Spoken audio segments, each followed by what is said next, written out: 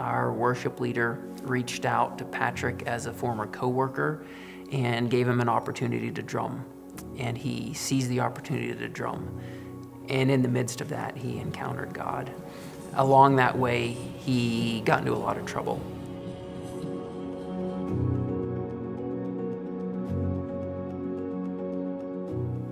I had a really bad coke addiction for about 5 years and ran out of money and ended up robbing Walgreens for coke money.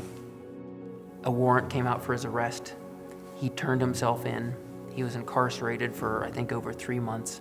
I was looking at 16 to 48 years in prison for aggravated robbery and second-degree kidnapping. Apex came out to support him and if given the opportunity to speak to the judge. And when we were given the opportunity, we called out to the judge for mercy. We admitted he did an awful thing, but we had seen the other side. We had seen Patrick in a different light. We had seen his good side and the potential in him. I was nervous, as you can imagine. 16 to 48 years in prison. It's pretty heavy. The judge sentenced me to 6 years in a halfway house.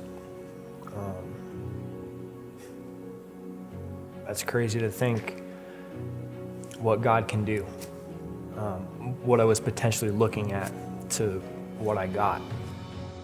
The judge, when she made her verdict, she said, "I've made this verdict less than 5 times in my entire career on the bench. This is the most lenient sentence that I could give anyone for the crime committed." You know, I'm able to come to church and hang out with these welcoming people. I'm able to do the things that I love to do, you know, drumming, worshiping, and to have these people by my side, it's great. It's overwhelming, but it's, you know, I have a family here.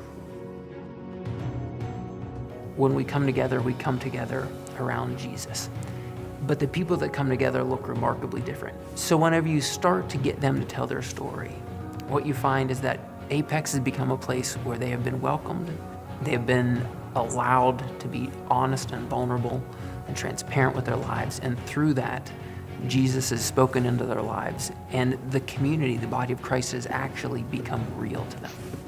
I think the evidence speaks for itself that we need new churches doing new things in new ways to reach a new population. God has given me the ability to keep a positive mindset, to continue staying drug-free, to continue pushing forward every day. When I'm struggling, He gives me peace. When I just want to give up, He gives me hope. When I'm broken, He pieces me back together. So God is definitely not done with me. If He was done with me, I would have gone to prison for 48 years. But I'm here and I'm telling my story.